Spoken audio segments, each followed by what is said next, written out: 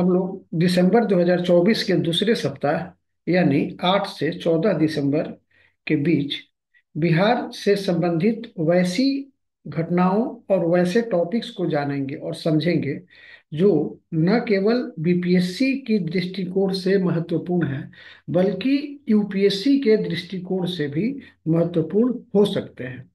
तो आज इस क्लास में हम लोग कुल मिलाकर 8 टॉपिक्स को देखेंगे, उसके बारे में फैक्ट्स और कंसेप्ट्स को जानेंगे। ये 8 टॉपिक्स हैं।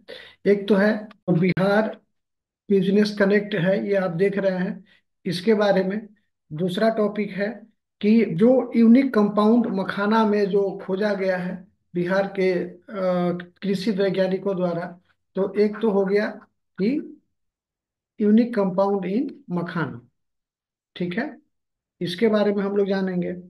और इस तरह से ये तीसरा हो जाएगा आपका तिरहुत जो बाई इलेक्शन हुआ, जो बिहार विधान परिषद के लिए, तो उसके बारे में देखेंगे, क्योंकि थोड़ी सी वो अलग तरह की घटना है। चौथा जो है नेशनल हाईवे के बारे में जानेंगे कि नेशनल हाईवे जो है एनएच इन बिहार, उसकी स्थिति क्या है। पांचवा जो है वो हम लोग जानेंगे कि विमेन जो बिहार में हैं उनमें से मतलब विदेश जाने की स्थिति, एक रिपोर्ट आई है, उस पर हम लोग चर्चा करेंगे कि women in Bihar going abroad. तो एक ये महत्वपूर्ण है। इसके अलावा एक डायनासोर पार्क बन रहा है, ठीक है, एक डायनासोर पार्क बन रहा है, और वो जो है हम लोग उस पर चर्चा करेंगे। फिर सातवां है जो बिहार के 3 पंचायत को दिल्ली में अवार्ड दिया गया है, तो ये काफी महत्वपूर्ण है। और आठवां जो है डीजीपी के जो नियुक्ति हो रही है उसके बारे में हम लोग जानेंगे। तो 8 टॉपिक्स है जिस पर कि आज हम लोग समझेंगे। पहला आते हैं हम लोग बिहार बिजनेस कनेक्ट। ये बिहार बिजनेस कनेक्ट जो है, ये एक्चुअली ये दूसरा सेशन है। पहला सेशन जो है ये 2024 में इसको किया गया था, और 2024 में इसका पहला सेशन 2023 में किया गया था। और ये एक तरह से मतलब एक ऐसा मीट है, एक ऐसा समिट है कहिए, कि के और विदेश के, कोशिश तो रहती है कि विदेश के भी आए, और वैसे इन्वेस्टर्स, उद्योगपतियों, पूंजीपतियों को बुलाया जाए, और बिहार की क्षमता, उसकी पोटेंशियलिटी को दिखाया जाए कि आप बिहार में आइए, ये हमारे पास क्षमता है, और आप यहाँ पर इन्वेस्ट करिए। तो ये एक प्रयास है जो 2023 से ये सिलसिला जो है ये चला हुआ है। अब इसमें उसी का सेकेंड एडिशन उसी का सेकेंड एडिशन जो है बिहार का, माने बिहार बिजनेस कनेक्ट का 2023 का, ये दूसरा है 2024 में। अब देखिए ये होने वाला है कब? ये होने वाला है 19 और 20 दिसंबर को, ठीक है, 19 और 20 दिसंबर को होने वाला है। और इसी सिलसिले में हो क्या रहा है कि बहुत सारे इवेंट्स ऑर्गेनाइज किए जा रहे हैं, क्योंकि जो भी लोग हैं इससे संबंधित, उनको पहले अलग अलग प्लेटफॉर्म्स पर उनको ये समझाने की कोशिश की जा रही है कि बिहार में क्या पोटेंशियल है और कैसे आप इसमें काम कर सकते हैं। तो उसमें एक तरह से कहिए कि कभी एम्बेसडर्स मीट, तो कभी लेदर के इंडस्ट्रीज को अलग से उनको अवेयर कराना, या फिर अदर इंडस्ट्रीज हैं उनको अवेयर कराना। तो इस ढंग से अलग अलग किया जा रहा है। ये हमारा इस वीक में जो है वो सबसे इम्पोर्टेंट ये था कि 10 दिसंबर को न्यू दिल्ली में वर्ल्ड के जो भी एम्बेसडर्स दिल्ली में हैं, एक कोशिश की गई कि उनको बुलाकर और उनको ये समझाया जाए कि बिहार एक स्टेट है जहाँ पर कि ये पोटेंशियल्स हैं, और वहाँ पर आप अपने देश के कैपिटलिस्ट्स को आप इनवाइट करिए, आप कन्विंस करिए कि हमारे बिहार में वो इन्वेस्ट करें। तो उस दृष्टिकोण से, उस उद्देश्य से दिल्ली में एक एम्बेसडर मीट का ऑर्गेनाइज ऑर्गेनाइज किया गया था। और इनको ये कहा गया था कि जब हम लोग 19-20 को बिहार बिजनेस कनेक्ट करेंगे, तो आप उसमें आइए और इन्वेस्टमेंट का प्रोसेस को आप आगे बढ़ाइए। तो इसमें अमेरिका के, फिलीपींस के जो भी दूतावास हैं यहाँ ये दिल्ली में, इंडिया में, उनके प्रतिनिधियों ने इसमें भाग लिया और अच्छा रिस्पॉन्स रहा। वहाँ पर कई वक्ताओं को बुलाया गया था और ये भी बताया गया था कि किस तरह से जो है बिहार में, आप देखिए यहाँ पर ये इस समिट, जो एम्बेसडर्स जो मीट है, उसका उद्घाटन बिहार के उप मुख्यमंत्री और वित्त मंत्री सम्राट चौधरी ने किया था। यहाँ पर आप देख सकते हैं कि नीतीश मिश्रा भी जो हैं, जो बिहार के उद्योग मंत्री हैं, पर्यटन मंत्री हैं, ये भी हैं।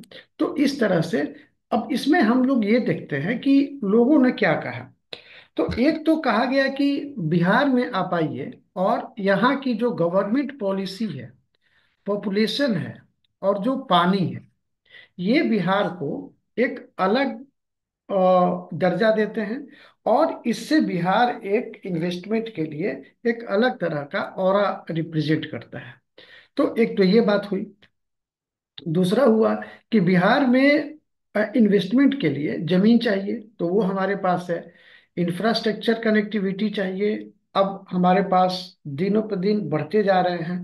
और उसमें पुल हैं, ओवर ब्रिज हैं, डबल डेकर ये बन रहा है। तो ये सारी चीजें हैं, हम लोग कर रहे हैं। बिजली पर काफी सुधार है, पानी है, ह्यूमन रिसोर्स, जो कि हम हमारे यहाँ से लोग सूरत और यहाँ वहाँ जाते हैं, तो अब वो यहाँ पर काम कर सकेंगे। तो हमारे पास मैन पावर भी है, आप यहाँ पर आइए और काम करिए। तो और ये जो है ये विकसित Bharat at the rate of 2047, ये इस ये इसके तहत भी काफी इम्पोर्टेंट है। और बिहार में जो है ईज ऑफ डूइंग बिजनेस की जो पॉलिसी है, उससे फायदा हो सकता है बिहार में जो इन्वेस्ट करेंगे। अब वहां पर यह भी बताया गया कि जो हमारा CAGR है, कंपाउंड एनुअल ग्रोथ रेट, ये बिहार में 16% है, जो कि कंट्री में हाईएस्ट है। तो ना केवल पोटेंशियल है, बल्कि हम इस पे आगे भी बढ़ रहे हैं। ठीक है। और बिहार में रिन्यूएबल एनर्जी पर भी मतलब काम हो रहा है। आप देख रहे हैं कि सोलर एनर्जी वगैरह पर कितना काम हो रहा है। हर गवर्नमेंट बिल्डिंग पर ये प्रोविजन कर दिया गया है कि आप जो उसका छत है, आप उसके यूज करके वहाँ सोलर पैनल लगवाएं, और सरकार सब्सिडी दे रही है। तो ये सारी चीजें हैं। आप जानते हैं कि बिहार में ये ब्रिटानिया इंडस्ट्रीज का जो है 2 प्लांट लगा है। और उसके CEO रंजीत कोहली हैं, उनको भी बुलाया गया था और उन्होंने अपने एक्सपीरियंस को भी शेयर किया और कहा कि बिहार में हम लोग पैसा लगाए हैं, हम लोग पूंजी लगाए हैं, और बिहार में आप भी लगाइए और आपको भी फायदा होगा। तो एक ये मतलब एक टेस्टिमोनियल्स के रूप में भी इसको रखा गया। आप जानते हैं कि बिहार का GDP ग्रोथ रेट भी जो है वो सेकेंड हाईएस्ट इन कंट्री है। अब एक और है, नाहर ग्रुप है, उसके ये MD कमल ओसवाल को भी बुलाया गया था, जो कि ये बिहार में अपनी पूंजी लगाए हैं और 1 मिलियन स्क्वायर फीट में जो है अपना करीब करीब 15 मिलियन US डॉलर का इन्वेस्टमेंट किए हैं। तो इससे काफी मतलब एक तरह से जो आए थे, उनको एक समझने में आसानी हुई कि हाँ भाई, बिहार में इतना है, तभी तो इन लोगों ने लगाया है। तो ये चीज जो है आपको ये करना है। तो ये चीज हमको समझना है। आप देख सकते हैं कि इस पर जो है PT में भी बहुत सारे सवाल बनते हैं, मेंस में भी बहुत सारे सवाल बनते हैं। ठीक है। तो अब इस टॉपिक से हम लोग आगे बढ़े। अब हम लोग आते हैं यूनिक कंपाउंड इन मखाना। अ, बिहार का सबौर, भागलपुर के पास में, बिहार के भागलपुर के पास में सबौर एक ब्लॉक है। उसमें आपको जानते हैं कि बिहार एग्रीकल्चरल यूनिवर्सिटी है। उसके साइंटिस्ट जो हैं हमेशा कृषि के क्षेत्र में नए नए खोज करते रहते हैं, और उनको समय समय पर पुरस्कार भी मिलते रहा है। अभी उन्होंने जो बिहार में जो मखाना का उत्पादन होता है, जो कि पूरे वर्ल्ड का मखाना उत्पादन का 80% है, तो वो काफी, और इसमें सबसे अग्रणी है बिहार में ये मधुबनी। तो ये उन्होंने इसमें एक यूनिक कंपाउंड खोजा है। यूनिक कंपाउंड है ये, आपको आप देख सकते हैं, इसको कहा गया है एन, और ये इसी तरह से लिखा जाता है, ये मिडिल ब्रैकेट है, N2 आयोडोफिनाइल मीथेन सल्फोनामाइड। ये यूनिक एलिमेंट कहा जा रहा है और ये पाया गया है, और इस एलिमेंट का मेडिसिनल इंपॉर्टेंस, सिग्निफिकेंस बहुत ज्यादा है। अब इससे क्या होगा, ये जो है, जो एलिमेंट है जो नया खोजा गया है, वो सल्फोनामाइड का डेराइवेटिव्स है। मतलब ये जो सल्फोनामाइड है वो उसमें जो पाया गया है, जो यहाँ हम लोगों ने जो चर्चा किया, ये एक्चुअली आयो आयोडोबेंजीन का डेरिवेटिव्स है, जो कि पहले से पता है कि ये दवा बनाने के रूप में काफी काम आता है। अब इससे क्या होगा कि इस तरह के रिसर्च और जो फाइंडिंग्स हैं, उससे क्या होगा कि मखाना का जो प्राइस है और डिमांड है, वो पूरे वर्ल्ड में ये बढ़ेगा। और इससे क्या होगा कि बिहार के जो मखाना प्रोड्यूसर्स हैं, जो फार्मर्स हैं, उनको ज्यादा पैसा मिलेगा, उनकी आय जो है वो बढ़ेगी। और इस तरह से, और हम भी अब जान पाएंगे, यहाँ भी खपत बढ़ेगी, कि अब हम भी जान पाएंगे कि पहले भी जाना जाता था कि मखाना में कई तरह के ये मतलब बायो एक्टिव रिसोर्सेज हैं, लेकिन अब उसकी जब पुष्टि हो गई है, तो जाहिर है कि इसका वैल्यू और प्राइस और बढ़ेगा, डिमांड बढ़ेगा। तो ये बिहार के लिए एक अच्छी बात है। और इसमें देखिए, जो भी आजकल तो देखिए आंगनबाड़ी में भी न्यूट्रिशन से संबंधित कई चीजें दी जाती हैं। तो हमारे तो बिहार में जब मखाना है, तो हम तो मखाना दे ही सकते हैं उनको, और उस तरह से काम आ सकता है। तो एक तो ये आपका है।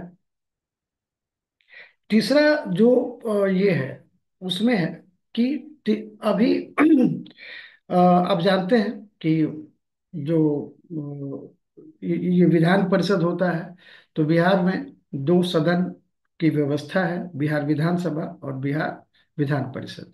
उसमें जो बिहार विधान परिषद है, उसमें 6 सदस्य ऐसे चुने जाते हैं जो कि पूरे बिहार के ग्रेजुएट्स जो हैं उसमें वो वोट देते हैं, जो कि 3 साल से अधिक उनका ग्रेजुएशन हो गया है। तो वैसे ग्रेजुएट से संबंधित एक ये हुआ, जो तिरहुत कंस्टिट्युएंसी है, ठीक है ना, उसमें अभी बाई इलेक्शन हुआ। बाई इलेक्शन भी होने का मतलब जो है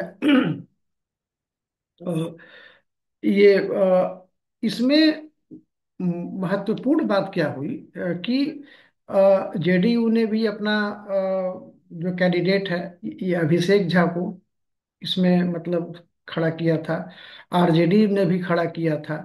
और इसके अलावा जन सुराज पार्टी, जो मतलब बिहार में अभी नई पार्टी के रूप में स्थापित होने की प्रक्रिया में है, तो उसके भी कैंडिडेट ने ये उसकी भी पार्टी ने, उस पार्टी ने भी इसमें अपने कैंडिडेट्स उतारे थे। और सबकी एक थी कि जेडीयू के कैंडिडेट को बहुत ज़्यादा सपोर्ट मिल रहा होगा, और बीजेपी भी सपोर्ट कर रही है, जेडीयू भी सपोर्ट कर रही है। तो इस तरह से एक अंदाजा था, लेकिन जो रिजल्ट हुआ वो चौंकाने वाला हुआ। और उसमें चौंकाने वाली बात ये रही कि एक अभी आप देख रहे होंगे कि दिसंबर 2023 से 2023 में टीचर के भर्ती की काफी जो का जो मुद्दा है, वो हमेशा वो चर्चा में रहा है। और और इसके जो अपर मुख्य सचिव थे, उनके द्वारा जो नए नए नियम और जो काफी कड़ाई बरती गई, उससे कई तरह के मुद्दे भी उत्पन्न हुए थे। एक टीचर थे वंशीधर ब्रजवासी, जो कि सरकार और अपर मुख्य सचिव की नीतियों और उनके डिसीजन का कई बार विरोध किए, और ये नियोजित शिक्षक थे। तो इन्होंने कई चीजें की ऐसी जिसके कारण से इन पर कार्रवाई हुई, और ये जो है नौकरी से बर्खास्त हो गए। ये ये जो है निर्दलीय के रूप में खड़े हुए, और निर्दलीय के रूप में खड़े होकर इन्होंने आप समझ लीजिए कि निर्दलीय के रूप में खड़े होकर अपने सेकंड जो नियरेस्ट जो कंटेंडर हैं, जो कैंडिडेट हैं, उनको 10,915 मत से हरा दिया। और इसमें ये भी एक आश्चर्य की बात है कि जो अभी नई पार्टी जो उभर रही है, उसके प्रत्याशी सेकंड नंबर पर रहा। आरजेडी के प्रत्याशी थर्ड पर, और जेडीयू के प्रत्याशी चौथे पर, जिनको की एक विनर के रूप में देखा जा रहा था। तो एक ये एक थोड़ी सी अलग घटना है। तो आप देख रहे हैं कि जीत के बाद जो खुशी का जो एक्सप्रेशन है वो देते हुए, आ, जो अगला जो हमारा ये टॉपिक है, नेशनल हाईवे। नेशनल हाईवे पर ये बिहार में हमेशा सवाल पूछा जाता है, ऑलवेज। तो उसमें हम लोग देखेंगे कि नेशनल हाईवे की स्थिति क्या है। अभी देखिए, अगर हम बात करें दिसंबर नहीं, अगर हम बात करें नवंबर 2023, ये नवंबर 2024 का, तो उसकी स्थिति के अनुसार जो हमारा रिपोर्ट आया है, वो बिहार में टोटल एनएच की लंबाई जो है वो है 6,131.80 किलोमीटर, यानी कि 6,131.80 किलोमीटर। ये इसको आप याद कर लीजिएगा, क्योंकि ये हूबहू जो है पीटी में भी पूछा जाता है, और आपको मेंस में भी काम करेगा लिखने में। एक्चुअली ये जो 6,131.80 किलोमीटर है, ये पूरे इंडिया के जो एनएच हैं उसमें उसका 4.04% है। आप देख रहे हैं कि ये डेटा भी देखने में भी अच्छा है, आपको याद भी रहेगा। 4 4, ठीक है ना। तो 4.04 ये था। ये जो डेटा है, हम लोग ये रिपोर्ट जो ये लिए हैं, report of ministry of road and highway से, जो यूनियन गवर्नमेंट का एक डिपार्टमेंट है। तो ये एक इम्पॉर्टेंट चीज है। इसके अलावा इसी से संबंधित हम देखते हैं कि यही जो 4.04 देखे, वो बिहार में 2005 में 5.4 था। मतलब कि पूरे देश का जो एनएच है उसमें बिहार की भागीदारी घटी है। तो खैर, वहां पर ये बिहार के ये कंट्री के लेवल पर ज्यादा फास्ट ये ये कंस्ट्रक्शन हो रहा है रोड का, बिहार में अपेक्षाकृत कम है।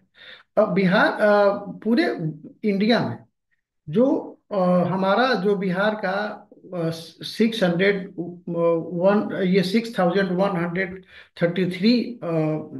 सॉरी 6,131.80 किलोमीटर है। वो पूरे इंडिया में एनएच की लंबाई 1,46,145 किलोमीटर है। तो आप समझ सकते हैं इसका ये 4.04% है। बिहार में लंबाई तो ये है एनएच की। अगर नंबर ऑफ एनएच कहेंगे, जैसे NH1 NH2 इस तरह से, तो नंबर ऑफ एनएच जो है वो 56 है। ये सवाल भी अगर पूछेगा पीटी में तो काफी महत्वपूर्ण है। तो आप इसको भी नोट कर लेंगे, और आप एक सिनॉप्सिस बनाते जाइए, उसमें आप ये नोट करते जाइए। ठीक है। तो ये चीज हुआ। और इसमें जो है, अब जो 6,131 है, इसमें जो मेंटेनेंस का काम है, तो 2014 सॉरी 2,714 किलोमीटर जो है, ये स्टेट गवर्नमेंट के अंदर में है। और 417 किलोमीटर जो है, ये NHAI यानी कि national highway authority of India के अंडर में है। तो ये इससे रिलेटेड जो है हम लोगों के पास में ये है। अब देखते हैं कि स्टेट वाइज क्या स्थिति है। तो महाराष्ट्र जो हमारा 6,000 था, वो महाराष्ट्र में जो है वो काफी अधिक है। और इसमें जो है हम लोग यहाँ पर डेटा दिया हुआ है, आप इसको देख सकते हैं कि कैसे कैसे। एक नंबर पर जो है महाराष्ट्र है, सेकंड नंबर पर उत्तर प्रदेश है, थर्ड नंबर पर, देखिए उत्तर प्रदेश का तो क्षेत्रफल बड़ा है, तो वो अपने आप में काफी महत्वपूर्ण हो सकता है। लेकिन यहाँ पर देखिए कि महाराष्ट्र में उसके बावजूद भी, क्षेत्रफल में कम होने के बावजूद भी काफी वहाँ पर ये है। तो इसलिए यहाँ पर आप रैंकिंग जो है याद कर लेंगे। ठीक है।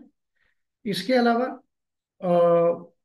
नेशनल हाईवे जो है वो बिहार में कंस्ट्रक्शन, मतलब अगर कम है, अगर कम हो गया, इसका मतलब ही है कि ये अ, इसको मतलब कि अ, उसका जो जो मतलब कंस्ट्रक्शन होने का, जो निर्माण होने की जो रफ्तार है वो कम है।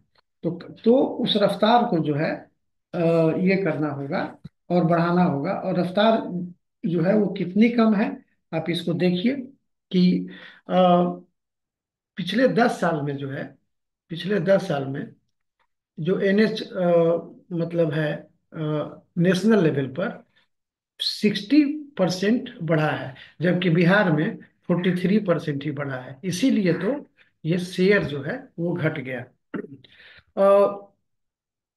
बिहार में अगर 2014 की बात करें तो 4,283 किलोमीटर का ये था, जो कि 2024 में, मतलब पिछले 10 साल में, ये बढ़कर कितना हो गया, 6,131 किलोमीटर बढ़ गया। तो ये चलते रहता है। और सरकार चाहती तो जरूर होगी बनाना, लेकिन अब उसमें कभी ये जमीन की दिक्कत आती है, कभी फंड की दिक्कत आती है, कभी कई तरह की परेशानियां हैं। तो वो सरकार अपना उम्मीद है कि जब ये इशू आया है सामने, तो सरकार इस पर काम आगे कर रही होगी। ठीक है। अब इसमें एक चीज थोड़ा सा हम करेक्शन करना चाहेंगे कि ये जो डेटा है, ये डेटा थोड़ा सा यहाँ पर गड़बड़ हुआ है, जो कि हम इसको करेक्ट करते हैं। ठीक है। ये है महाराष्ट्र में जो NH है उसकी संख्या, ठीक है ना, नंबर ऑफ NH, और ये है लेंथ। यानी कि महाराष्ट्र में नंबर ऑफ NH हमारे यहाँ जैसे 56 अगर है, हम लोगों ने ऊपर देखा ना कि तो बिहार में 56 है, वैसे ही महाराष्ट्र में NH की संख्या 102 है। और टोटल लंबाई वहां पर 18,459 किलोमीटर है। यानी कि जो हमारे यहाँ 6,131.80 किलोमीटर है, वहां पर ये 18,459। तो ये है उत्तर प्रदेश में नंबर ऑफ NH जो है 89 है, और टोटल लेंथ जो है वहां पर 12,000 है। उसी तरह से राजस्थान में हमारे यहाँ जो 56 है उससे कम है, लेकिन लेंथ जो है 10,000 है। तो नंबर ऑफ NH से नहीं होता है, मतलब है लंबाई उसकी। आंध्र प्रदेश में 55 NH है, लेकिन हमारे यहाँ से ज्यादा है। उसी तरह से गुजरात में 44 है, हमारे यहाँ से कम है, संख्या कम है, लेकिन ये आपका जो NH की लंबाई है वहां पर ज्यादा है। आप देख सकते हैं कर्नाटक में भी संख्या कम है, लेकिन ये ज्यादा है। मध्य प्रदेश में 46 है, लेकिन टोटल लंबाई जो है 9,104। आप इसको सीक्वेंस में अरेंज कर देंगे। ठीक है। और तमिलनाडु में भी जो है ये 50 है, और मतलब नंबर ऑफ NH, और यहाँ पर 7,000 स्क्वायर ये 7,000 किलोमीटर में है। तो बिहार में आप देख रहे हैं कि 9th पोजीशन पर आ रहा है। आप यहाँ पर इसको अरेंज कर लेंगे, ठीक है। आगे हम लोग बढ़ते हैं। तो अब ये तो हम लोग NH का देख लिए। एक और हम लोग ये टॉपिक नोट किए थे इसके लिए, कि number of women going abroad from Bihar. और ये महिलाएं जो हैं, मतलब ये क्या शो करता है, हम लोग क्यों इसको पढ़ रहे हैं? हम लोग इसको इसलिए पढ़ रहे हैं कि अब ये समझ में आ रहा है कि बिहार की जो महिलाएं हैं, अब वो अकेले रिसर्च करने के लिए, नौकरी करने के लिए, पढ़ने के लिए अब वो फॉरेन जा रही हैं। अब उनको, अब जो बिहार में महिलाओं की स्थिति पहले अलग तरह से उसका चित्रण किया जाता था, अब मतलब किसी कहीं भी जाना है तो किसी पुरुष के साथ में जाना है तो कई तरह के बंधन होते थे। अब ये विदेश जा रही हैं और अकेले जा रही हैं। तो ये जो डेटा है, ये काफी इम्पोर्टेंट है। क्योंकि 2019 जो ये जो जो रिपोर्ट आया है, ये 2000 ये शो करता है कि 2019 में 10,654, यानी कि 10,654 वुमेन जो हैं, वो ये बिहार से ये गई ये नौकरी करने के लिए और पढ़ाई करने के लिए। यही 2024 में, ये 2000, देखिए 2019 में, मतलब कोविड से जस्ट पहले, ये 2024 में जो है, ये 1,05,000 हो गया। तो ये काफी महत्वपूर्ण है, ठीक है ना। इसी तरह से आप देखेंगे कि जो पासपोर्ट भी जो इशू हो रहा है, उसमें महिलाओं का जो पासपोर्ट की जो संख्या है, वो कम नहीं है। तो ये महत्वपूर्ण है। ये 1,50,000 है, ठीक है। तो ये ये महत्वपूर्ण डेटा है, जो कि हमारे अब आप देख रहे हैं कि इसमें से जो है 1.05 लाख महिलाएं जो हैं, वो अकेले विदेश गई हैं। तो इस तरह से आप देख सकते हैं। देखिए, अगला जो टॉपिक है, वो है डायनासोर इन ये डायनासोर पार्क इन बिहार। और बिहार के राजगीर में, आप जानते हैं कि राजगीर ये बिहार के महत्वपूर्ण पर्यटन स्थल के रूप में ये उभरा है और उभारा जा रहा है। तो कोई ना कोई तो प्रयास करना ही होगा, तो इसमें कोई बुराई नहीं है। ऐसे तो वैसे ये तो मुख्यमंत्री का गृह जिला भी है, तो थोड़ा सा मुख्यमंत्री की कृपा दृष्टि इस पे बनी रहती है।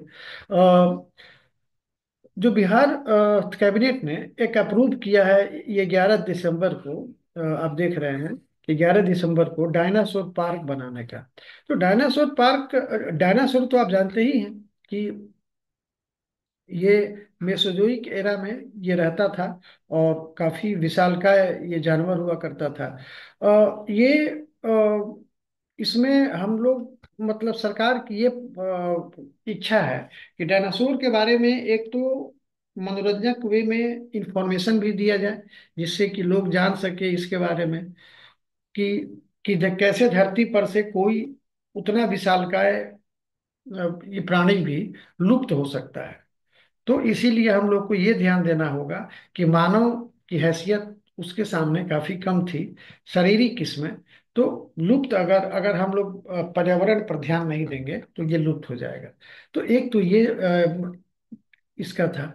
और तो वैसे अगर डायनासोर पर हम लोग बात करेंगे, तो डायनासोर जो नाम है, वो सर रिचर्ड ओवेन द्वारा 1842 में दिया गया था। और ये दो वर्ड्स, डिनोस यानी कि टेरिबल, और सोरोस यानी कि लिजार्ड जो क्लास होता है, जो छिपकली वगैरह, जो रिप्टाइल क्लास को आप मान सकते हैं, तो उससे ये जो है दोनों से मिलकर बना है।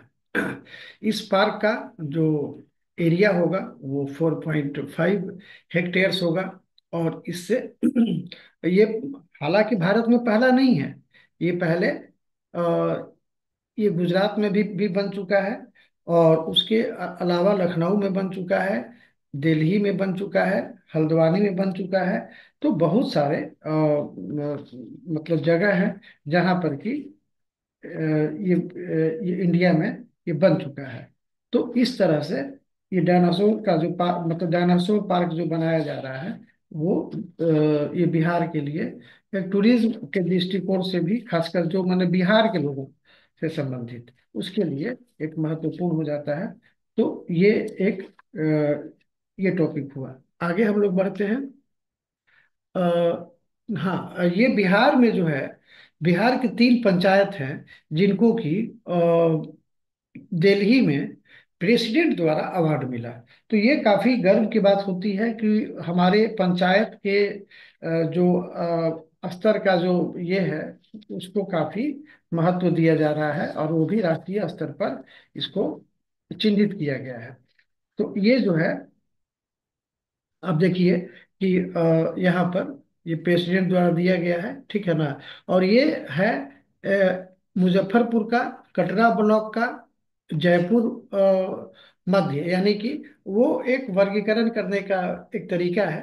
तो मतलब जजौर जो है, सॉरी जयपुर बोला गया, ये जजौर है। और दूसरा है नालंदा डिस्ट्रिक्ट का एक एक कंगर सराय का परथू तो ग्राम पंचायत है। और इसी तरह से जहानाबाद का मखदूमपुर ये ब्लॉक का अ, पुनहड़ा ग्राम पंचायत है। इसको सिलेक्ट किया गया है और इसको अवार्ड दिया गया है। और देखिए, अलग अलग की मैटर पर दिया गया है। इसमें जो है आपको हेल्दी पंचायत पर दिया गया है, यहाँ पर स्वास्थ्य सुरक्षा के आधार पर दिया गया है।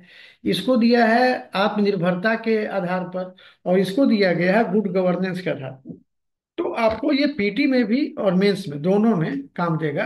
आप इसको देख सकते हैं, ठीक है। इसके अलावा एक और हम लोग ये बात किए थे, डीजीपी की नियुक्ति। तो डीजीपी की नियुक्ति जो है ये की गई है।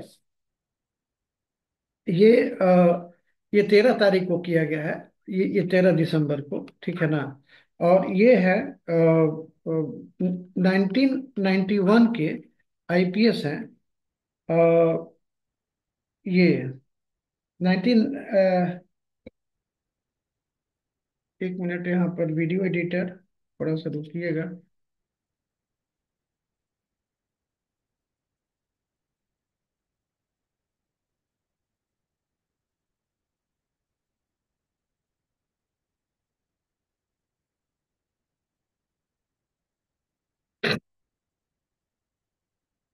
अ, हाँ, यहाँ से शुरू करिएगा।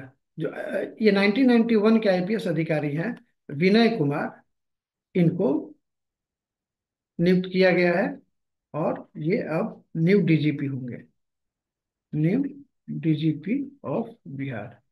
ये भी सवाल पूछा जाता है, पूछा जा सकता है। आप इसको देखेंगे, ठीक है। तो आज के लिए इतना ही रहने देते हैं, फिर हम लोग मिलेंगे अगले वीक में। Thank you.